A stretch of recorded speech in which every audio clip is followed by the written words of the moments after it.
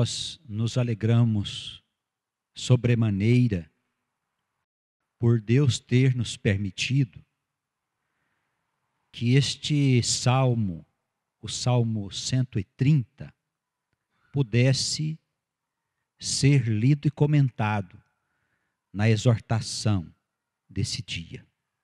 Nós que somos o povo de Deus da modernidade, que somos o Israel desse tempo, como naquele tempo, nós precisamos ter a nossa esperança no poder maior, que é o Espírito Santo, para que Ele nos ajude na superação de todos os obstáculos que são colocados na nossa vida diária. A vida está a cada dia mais difícil de ser administrada. E a questão não é material. A questão é pessoal, é espiritual.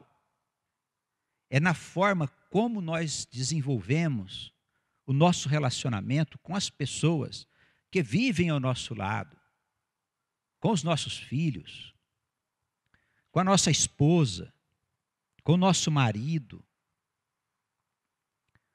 com todas as criaturas que Deus, na sua bondade, Ele colocou à nossa volta. E se nós não conseguirmos entender a vida pelo ponto de vista de Deus, nós vamos ficar daqui a pouco perdidos, sem saber para onde ir. E é uma bênção nós estarmos na casa do Senhor para nós ouvirmos a sua palavra, porque a sua palavra, ela dá sentido à nossa existência. E é a palavra de Deus que explica para nós as coisas que estão acontecendo. Por que razão nós ficamos em alguns momentos perdidos nas coisas que estão se passando à nossa volta?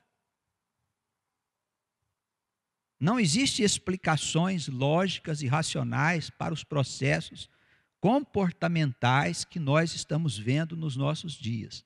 Só Deus pode nos mostrar os acontecimentos e nos fazer entender e nos fazer esperar com paciência pela ação benfazeja do Espírito Santo. Ele opera. Por mais que a gente esteja desanimado, desconfiado, por mais que a gente esteja enfraquecido, o Espírito não age ao nosso favor em face da nossa postura diante dele. Vamos imaginar que este Deus aqui, o salmista clamou por ele, que agisse em função do nosso comportamento, que ele só ajudasse a nós quando nós estivéssemos fazendo aquilo que ele quer. Irmãos, nós estaríamos perdidos, porque o que nós fazemos é aquilo que Deus não quer. Nós somos bons em fazer aquilo que Deus não quer, e aquilo que Deus quer que nós façamos, nós somos fracos para fazer. Por esta razão, aqui no Salmo 130, há um clamor que parte das regiões mais profundas da alma do salmista. Das profundezas a ti clamo. Não é uma coisa superficial, muito menos uma coisa para as pessoas verem. Das profundezas do meu ser, eu clamo a ti, Senhor.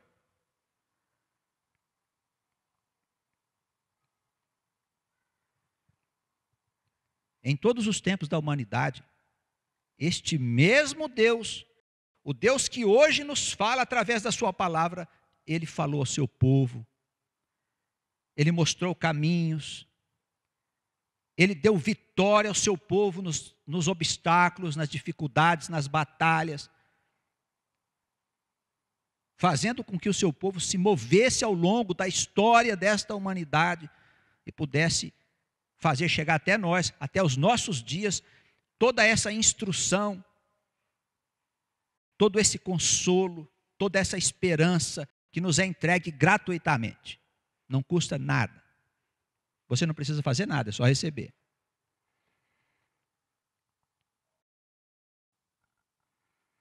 Me chamou a atenção dos versículos, que faz parte aqui das considerações que faremos nesse dia. O versículo de número 3, ele diz assim: se tu, Senhor, observares os nossos pecados, o que será de nós? Olha, irmãos, a consciência deste salmista. Este livro foi escrito há mais de 900 anos antes de Cristo. Antes de Cristo. E está muito atual. Porque nós continuamos cometendo pecados como se cometia naquele tempo. E por esta mesma razão, nós precisamos que o Senhor não considere as nossas iniquidades, as nossas loucuras, os nossos desatinos e continue agindo ao nosso favor. Amém. Senhor, não te esqueças de mim. E não considere as minhas maldades, porque senão estou perdido. É o primeiro passo que nós precisamos dar para receber as beneficências de Deus. Um pouco mais à frente, o apóstolo Paulo, ele desenvolve o pensamento de Deus, mostrando a nós que é necessário nós tomarmos consciência da nossa natureza pecaminosa. Olha só, os justos procuram os virtuosos. Seria interessante nós fazermos aqui uma reunião para cada um levantar e dizer o que tem de bom no coração. Ah, eu sou isso, eu faço aquilo, eu cuido da minha mãe, cuido do meu pai, eu sou uma pessoa trabalhadora, honesta, eu sou uma pessoa estudiosa, eu sempre reconheço os meus amigos, sou bom para os meus amigos, eu sou muito manso diante das dificuldades, dos momentos difíceis. Nós ficaríamos a noite toda ouvindo aqui, cada um dos irmãos e das irmãs fazer o seu discurso acerca das suas virtudes. Os irmãos concordam comigo? Se, no entanto, nós pedíssemos aos irmãos para levantar e falar das suas imperfeições,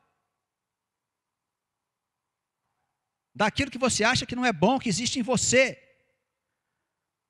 os discursos terminariam rapidamente, irmãos. Nós somos propensos a aceitar as coisas boas que existem em nós, mas esconder as coisas erradas.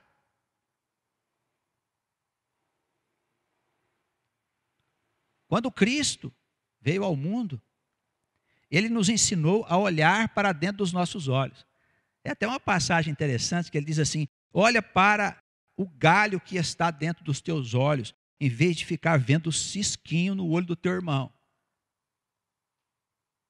A gente vê o defeito pequeno nas pessoas que estão à nossa volta, mas nós não conseguimos ver o nosso próprio defeito, que é enorme. A partir de então, os apóstolos desenvolvem o pensamento de Jesus, destacando Paulo, que mostra que nós temos que entender de uma vez por todas a nossa natureza primitiva. Nós nascemos já equivocados. Isso é no ponto de vista teológico, viu, irmãos? Significa que sem Jesus nós estamos condenados a fazer bobagem. Poderia haver um virtuoso aqui entre nós? Poderia haver uma pessoa que se destacasse aqui pelas suas obras que fazem? Talvez. E os seus pensamentos como são? E as coisas das quais você envergonha, que elas não são colocadas para nós? Algum de nós poderia estar diante do Filho de Deus que foi crucificado, para que nós tivéssemos redenção, e dizer a Ele que nós somos justos? Paulo diz, olha irmãos, Deus, Ele cobriu-nos com o manto da imperfeição, de maneira que ninguém diante dele se gloriasse, que ninguém diante da igreja dissesse, eu sou melhor que o meu irmão, eu sou mais virtuoso, eu sou mais honesto, eu sou mais sincero.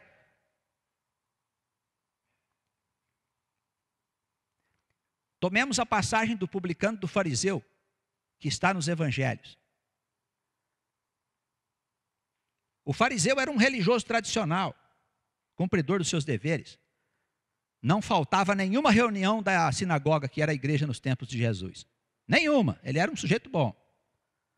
Tinha que fazer jejum, ele fazia jejum certinho. Tinha que pagar dízimo, ele pagava o dízimo em dia. Todas as obrigações do templo esse homem cumpria perfeitamente. Conta Jesus que 2 homens subiram ao templo para orar. Um deles era um desses fariseus que cumpria todas as suas obrigações.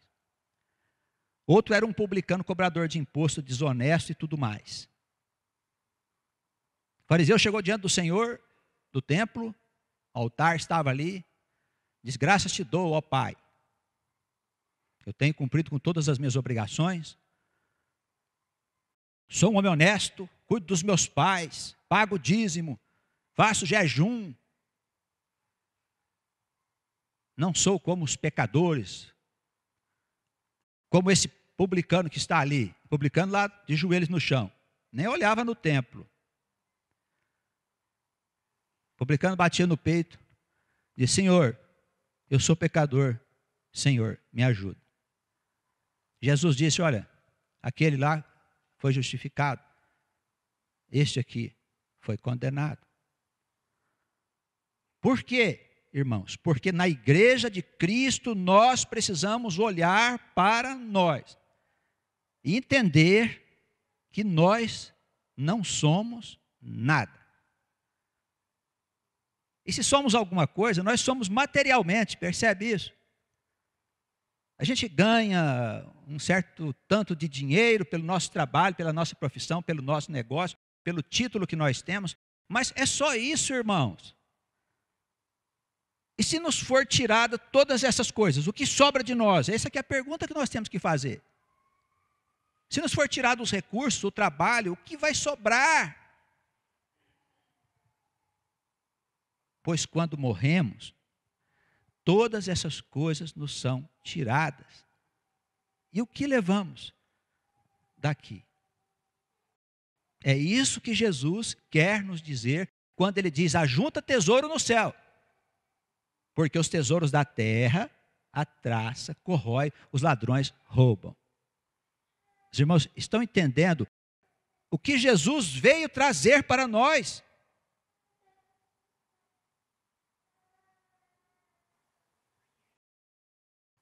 Eu quero convidá-los para examinar alguns textos para a instrução de hoje. Vamos abrir rapidinho aí o livro de Paulo aos Romanos. É a primeira carta dele, está depois do livro Atos. Vamos no capítulo 3.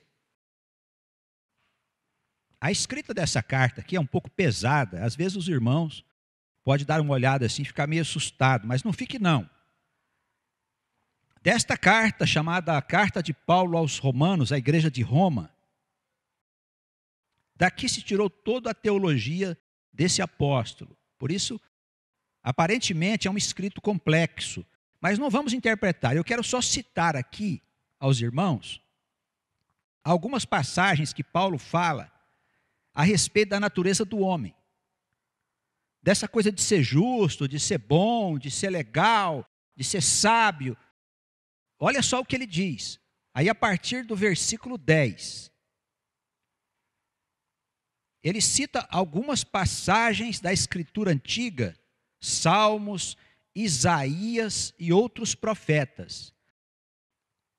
Falando da natureza do homem, ele diz assim: não há um justo nem um sequer. Não há ninguém que entenda as coisas que estão sendo ensinadas. Não há ninguém que busque a Deus. Todos se extraviaram e juntamente se fizeram inúteis. Não há quem faça o bem, não há nenhum só. A garganta desses homens dos nossos dias é como um túmulo aberto, com as suas línguas tratam enganosamente. Peçonha de áspides está debaixo dos seus lábios, como se o homem tivesse uma língua peçonhenta, uma língua de cobra, é o que ele está querendo dizer. A sua boca está cheia de maldição e de amargura, os seus pés são ligeiros para praticar crimes.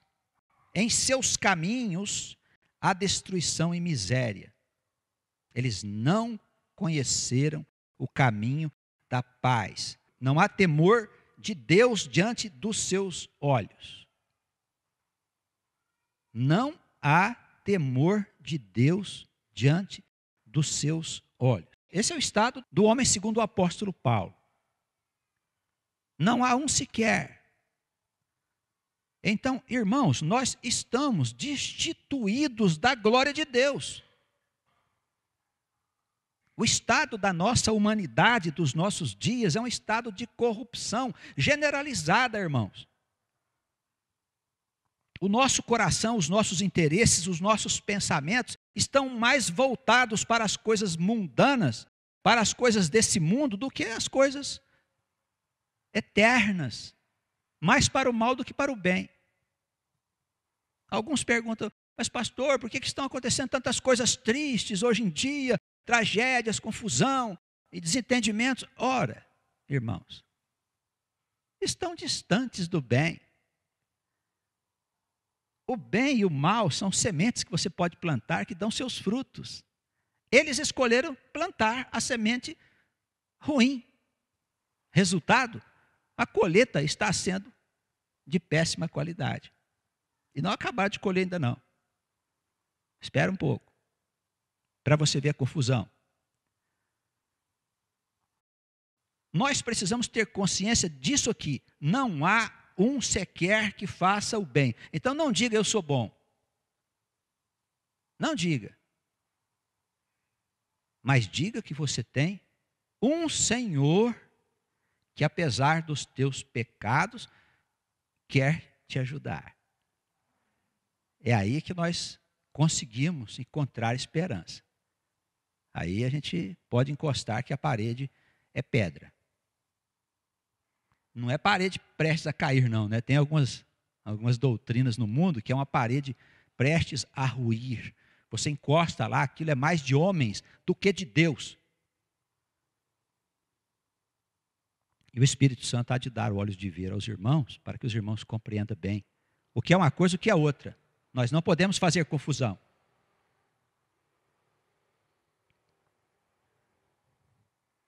Vamos voltar um pouquinho aí agora, por favor, ao livro objeto da nossa pregação. Lucas, no seu capítulo 6, a partir do versículo 20. Evangelho segundo Lucas, capítulo 6, a partir do versículo 20.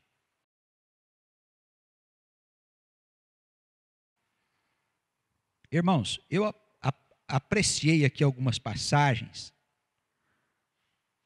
para desanimar os irmãos. Eu preciso fazer isso, é meu papel. Agora eu vou dar uma animada nos irmãos. Lucas faz uma abordagem aqui acerca do Sermão do Monte.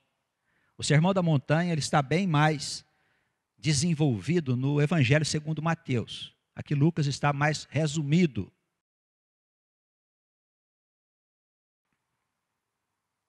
Esse texto fala das bem-aventuranças.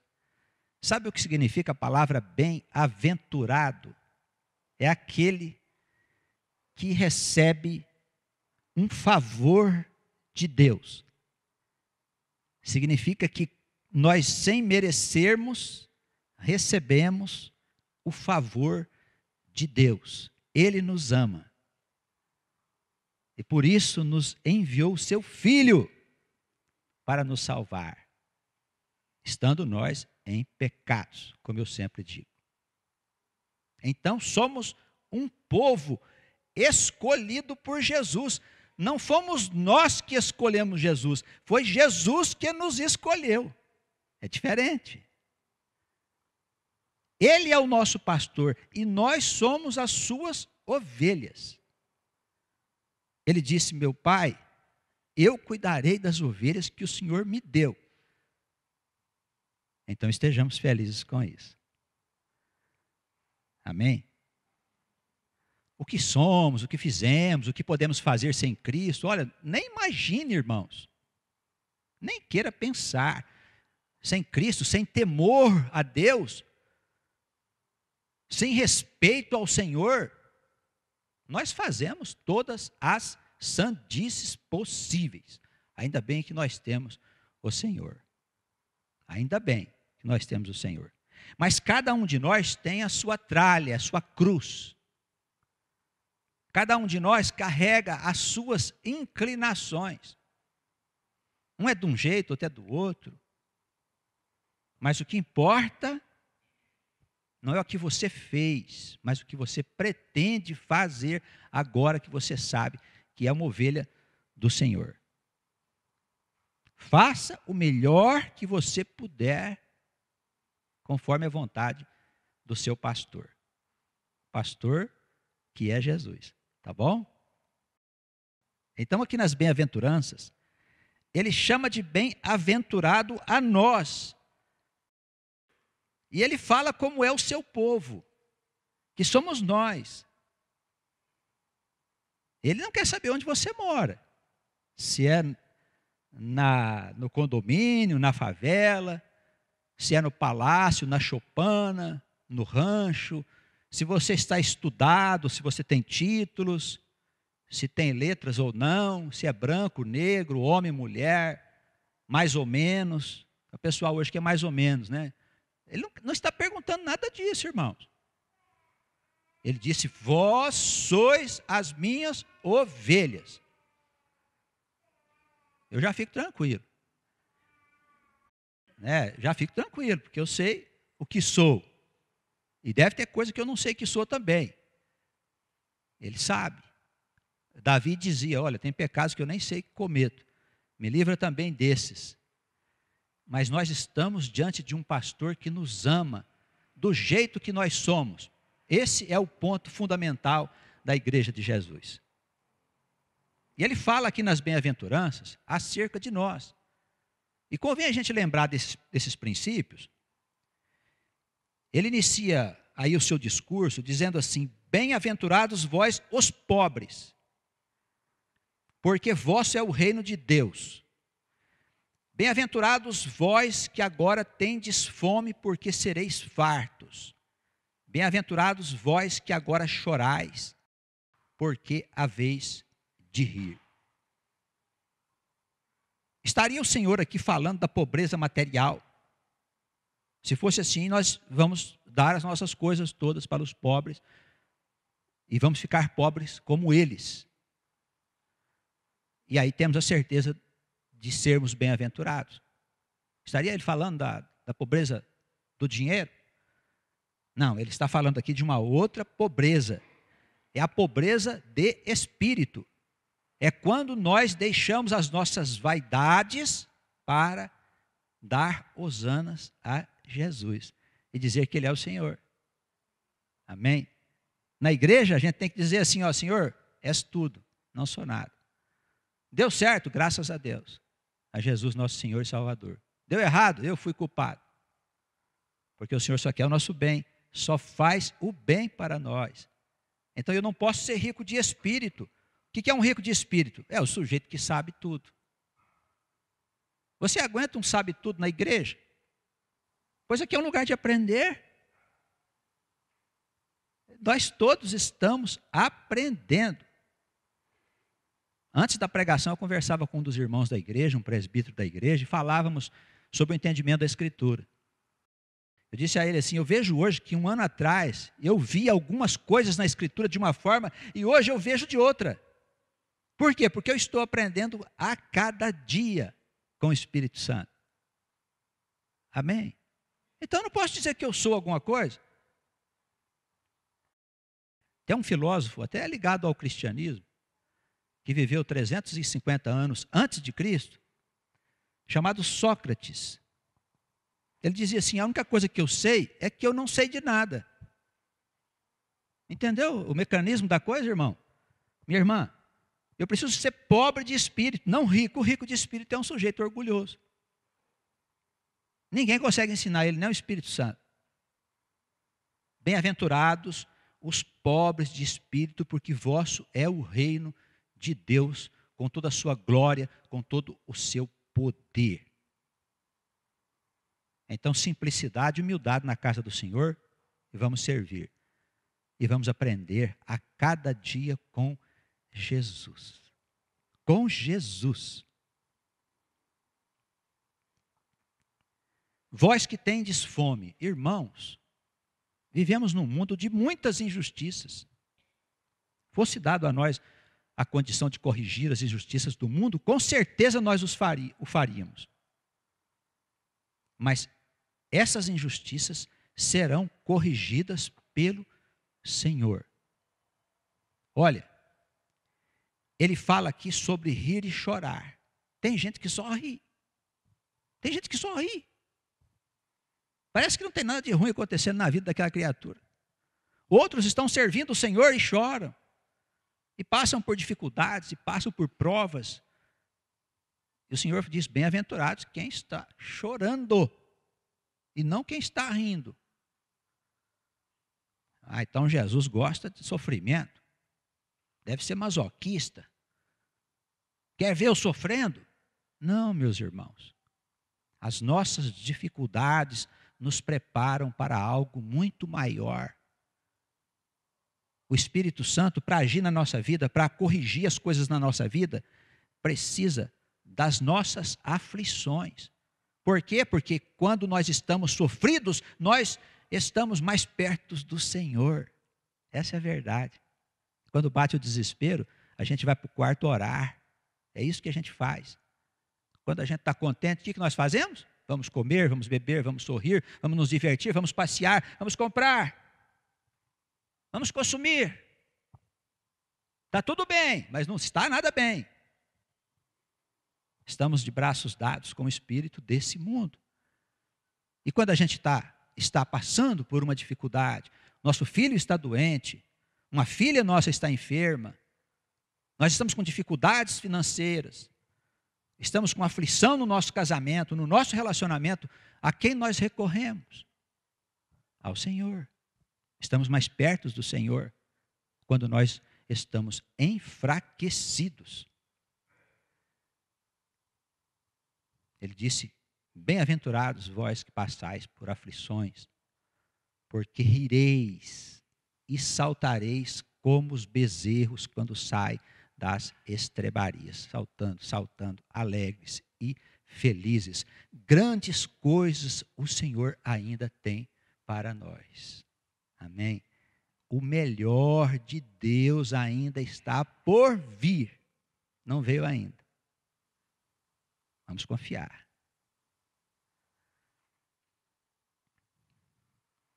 A partir do verso 22, Jesus fala de uma outra situação. Ele diz, olha, sois bem-aventurados quando os homens vos odiarem, e quando eles fizerem pouco caso de vocês, vos separarem, e vos injuriarem, e rejeitarem o vosso nome como mal, por causa de mim. Então, olha, irmãos, andar com Jesus não é agradar todo mundo não, viu? Andar com Jesus é ser olhado de atravessado por alguns. não dá para agradar as pessoas e andar com Cristo. Porque o mundo está mergulhado no maligno. Como é que vai ser? Veja as palavras dele. No verso 23. Fique tranquilo, folgai nesse dia, exultai, porque eis que é grande o vosso galardão nos céus. Assim faziam os seus pais aos profetas. Ele está falando aqui daqueles que perseguiam os antigos profetas por causa do nome do Senhor. Nós temos que ter as marcas do Cristo. Irmãos, preste atenção nisso. Nós começamos a nossa vida e o Senhor começa a apresentar algumas situações de prova para nós. Nós estamos acostumados a uma outra ideia. Olha, a gente vai começar a vida e vai dar tudo certo no trabalho, nas nossas relações amorosas, constituição da família, vou abrir um negócio, vou comprar um terreno, vou fazer um empreendimento. A gente está acostumado a ver o mundo bater palmas para nós. Agora sim, vai dar tudo certo, que maravilha. Com Jesus não tem nada disso. A gente passa por dificuldades para construir aquilo que a gente pretende. Só que nós estamos fazendo uma coisa que vai permanecer. Percebe? Porque está sob a guarda de Deus, sob a orientação de Deus. Você vai criar filhos, você vai deixar uma casa, você vai deixar herança, herança bendita, abençoada. Não é herança maldita, não, como tem por aí nas famílias, não é mesmo? Tem famílias que é uma desgraça para o mundo. Por quê? Porque é um mau exemplo de vida para o mundo. É isso que você quer para você? Não, eu quero que minha família subsista, eu quero que ela permaneça, eu quero que meus filhos vá bem sobre a face da terra, os meus netos, os bens dos meus filhos e todas as coisas que cercam a minha vida. Pois então, caminha com Jesus e constrói a sua vida com dificuldades e provas e tribulações, porque é assim que o Senhor fez, de maneira que a nossa vida seja verdadeira e permaneça para sempre. Amém? Tudo que você fizer vai ter a marca de Deus. Eu quero ver alguém te roubar esta glória. Mas com o Senhor, irmãos, a gente está sempre enfrentando dificuldades, mas há também os nossos momentos de glória com Ele. Não é que é uma vida só de dificuldades, mas você precisa passar por elas. Já viu filhos que nunca viveram dificuldades? Os irmãos devem já ter visto aí, as famílias, jovens que se formam, que os pais cuidam desde a tenra infância e protegem os filhos das dificuldades. Quando eles saem da órbita dos pais e caem na vida real, porque até então ele estava sob a proteção dos pais, ele entra em parafuso, não sabe conduzir a vida. Porque os pais não deixou que aquela criança passasse por algumas dificuldades. Os irmãos entendem isso aí, o que eu estou falando? A história bíblica, Jesus fala de uma passagem de 2 irmãos. Vocês já devem saber desse irmão que queria gastar tudo que o pai tinha. Não é? O filho pródigo. E filho pródigo quer dizer gastão. E eu quero ir gastar a minha fortuna. Dá para o senhor adiantar aí para mim? Aí o senhor, você quer gastar? Quero. Aí deu dinheiro a ele, foi gastar. Foi viver a sua experiência. Fez festas, gastou tudo que tinha. Vivia em orgias, bebia tal, até se acabar todo. Aí não tinha mais nada. Ele comia a comida dos porcos, né? Diz a passagem, as bolotas que os porcos comiam, ele comia também, porque acabou tudo. Aí lembrou da sua casa, de onde ele tinha tudo. Voltou para lá, pensando, se meu pai me der um emprego lá com os empregados, já vai estar de bom tamanho, porque olha só o que eu fiz da minha vida. Ele foi recebido na casa do Senhor com festas, porque agora ele tinha aprendido a respeito das experiências da vida. Então, os pais sábios deixam os seus filhos queimar a ponta dos dedos, entendeu? Não deixa queimar o filho inteiro, mas deixa ele dar umas queimadas nas pontas dos dedos. Para que a criança saiba que tem fogo lá. Entende, os irmãos? Nós somos crianças espirituais. Nós somos filhos do Deus Altíssimo. O nosso Pai quer que a gente passe por dificuldades. Então, sofrer uns abalos na vida, levar uns tabefes da vida, dar uns tabefes na vida, fazem parte da experiência nossa, aqui como filhos de Deus, irmãos. Seria estranho que nós fôssemos todos santinhos, umas coisinhas assim, sabe, arrumadinho e tal. Nós somos pessoas normais. Mas, com a diferença, nós estamos sob os cuidados do Senhor. Essa é a diferença. Então, com Ele dá tudo certo. A criança vai amadurecer, vai se tornar um homem maduro, experimentado na vida, uma mulher madura, experimentada na vida, para passar para as futuras gerações a experiência que aquela pessoa viveu. Assim é o mecanismo da vida. E é o mesmo mecanismo que nos governa diante do Pai. Então, é necessário passar por aflições, para que a gente possa crescer para o Senhor. Versículo 24, um alerta sobre as riquezas. Dinheiro é bom só para pagar as despesas e criar os filhos. Nada de querer ficar rico, viu, irmãos? Não vai por esse caminho, não. Não é proibido, não. Se você quiser ir, pode. Mas você vai ter aflições. O dinheiro, ele é bom até um certo tanto. Depois de um certo tanto, ele dá uma dor de cabeça danada. Então, que Deus possa governar a nossa vida financeira. Entrega na mão do Senhor. Diz, ó Senhor, está aí, o Senhor cuida. Mas a mesma palavra do Senhor, ela diz que o amor ao dinheiro é a raiz de todos os males. Ouviram bem? Eu não disse que é o dinheiro que é a raiz de todos os males. Eu disse que é o amor ao dinheiro. É um inferno na vida das pessoas. Cuidado com isso. A palavra diz assim: ai de vós ricos, porque já tendes a vossa consolação. Ai de vós, os que estáis fartos, porque tereis fome. Ai de vós, os que agora rides, porque vos lamentareis e chorareis. Ai de vós, quando todos os homens de vós disserem bem, porque assim faziam os seus pais aos falsos profetas. Cuidado quando as pessoas do mundo disserem que você é uma pessoa muito legal.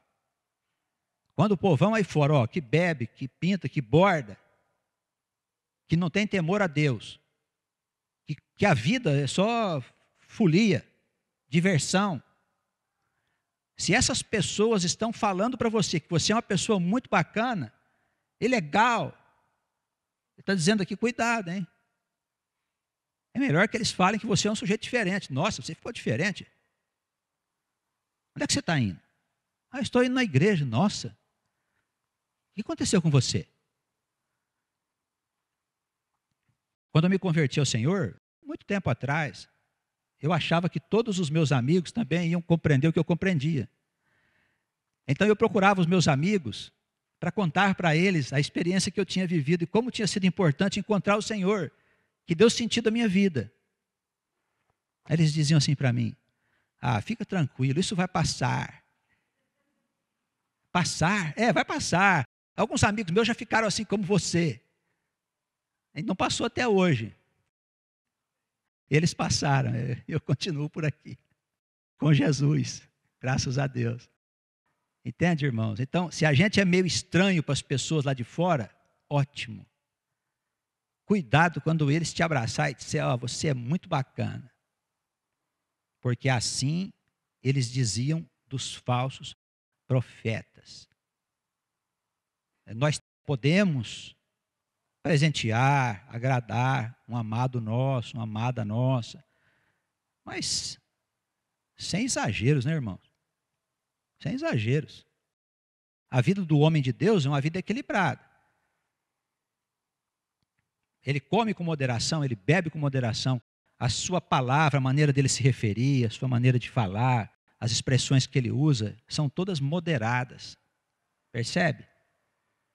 Ele não abomina o dinheiro, joga o dinheiro fora, não, mas ele sabe usar o dinheiro dele. Se ele perdeu o dinheiro, perdi lá, fiz um negócio, não deu certo. Esquece, vai para frente. A gente ganha outro. O Senhor proverá. Não se preocupa com isso, não vai entrar na justiça por causa disso. Não vai atrás de juiz, atrás de... Não, isso não leva a nada, irmãos. Nós não podemos ser como as pessoas do mundo. Não podemos ser como elas. Senão, não tem sentido a igreja. Versículo 27. Rapidinho, estamos encerrando já, não se canse. Amai os vossos inimigos. Fazei bem aos que vos odeiam. Bendizei os que vos maldizem. Orai pelos que vos caluniam. Se alguém te ferir uma face, oferece também a outra. Se o sujeito te tirar a capa, não recuses nem a túnica. Dá a qualquer que te pedir, e ao que tomar o que é teu, não lhes tornes a pedir. Olha só, irmão, que doutrina, hein? O sujeito me faz um mal, o desejo do meu coração é fazer mal a ele. Entendeu? Ele me fez mal. Então eu quero fazer mal para ele também. E quando eu não tenho coragem, eu peço para Deus, Senhor, me vinga. Faz vir um raio sobre a cabeça dele. Tomara que aconteça um trem ruim com ele na estrada. Entendeu? Ele fez mal para mim. Eu não aprendi ainda a amar as pessoas e a entender as pessoas, o seu atraso. Eu sou um homem de Deus. Eu preciso ver as coisas como Cristo via. Ele ia lá, um ladrão, prostituta, dizer, olha, quer mudar de vida? Eles bateram nele, cuspiram nele, colocaram ele na cruz. Ele teve sede, deram vinagre para ele beber. E ele disse, Senhor, perdoai, eles não sabem o que fazem. E como é que nós vamos agir? É uma doutrina difícil? Olha, é difícil mesmo se a gente não estiver com o Espírito Santo. Se a gente estiver com o Espírito Santo, a gente suporta. Se a gente não estiver com o Espírito Santo, a gente vai lá e pega o sujeito do pescoço e enforca ele, entendeu? Esgana ele. Você me fez o mal, você merece passar pelas coisas que eu estou passando. Não tem uma frase que a gente vê escrito no caminhão de vez em quando? Deus te dê em dobro aquilo que você me deseja. Que é coisa mais ignorante do que isso? É. Então, se você me desejar o mal, que você receba em dobro este mal. Olha só, as pessoas não têm noção do que escrevem, irmãos. Não é? Jesus vem mudar isso na nossa cabeça, no nosso coração. Tá bem? Jesus é maravilhoso. Do mesmo modo que vós quereis que as pessoas façam a vocês, dessa mesma forma fazeis também vós a elas. Se amardes somente aqueles que vos amam, que recompensa tereis? Os pecadores amam aos que os amam. E se fizerdes bem aos que vos fazem bem, que recompensa tereis? Os pecadores fazem a mesma coisa. Se vocês emprestar somente àqueles de quem vocês esperam receber, que recompensas tereis? Não é para você sair emprestando seu dinheiro para todo mundo aí fora, não, viu, irmão? Essa palavra ela é voltada para a igreja. Se você deu um dinheiro a um irmão e ele não pôde te pagar, esquece aquilo. É de Deus, não é nosso. Deus vai prover você, vai te ajudar. Tá bem? O Senhor quer nos fazer diferente, percebe? Não ligue para isso não, dinheiro, isso é coisa... O homem que se ocupa disso é o homem do mundo, não somos nós. O Senhor vai acrescentar à nossa vida o que for necessário. Bem, ele diz, olha, cuidado que os pecadores emprestam também aos pecadores, esperam receber de volta o que emprestaram. Jesus é muito complicado, é uma doutrina diferente, hein? Diferente. Amai, pois, os vossos inimigos, fazei bem às pessoas, emprestai sem nada esperardes, e será grande o vosso galardão. E sereis filhos do Altíssimo, porque Ele é benigno, até para com os ingratos e maus. Sede, pois, misericordiosos, como também vosso Pai é misericordioso. Em resumo, é isso. Olha, o sol nasce de manhã e ilumina todo mundo. Gente boa, gente má, honesto, desonesto, ladrão, bandido. Né? Você não vê o sol se esconder para não iluminar o bandido. O desonesto faz uma roça ali e o honesto outra aqui. A chuva vem e cai sobre a roça dos dois. Então, o amor de Deus é sobre todos nós, pecadores. Do mesmo modo, é um pai que olha para as crianças que somos nós, espirituais, e nos ama. Então, ele fala, faça a mesma coisa, aprenda comigo. A gente tem que aprender a amar a todas as pessoas, sem nos encher de ira por qualquer bobagem. Às vezes nós nos enchemos de ira por coisas insignificantes. O que vale mais? O amor ou a nossa ira? Ou a nossa desconfiança? Não é verdade? Então, o amor é maior que todas as coisas. O amor vence todas as dificuldades.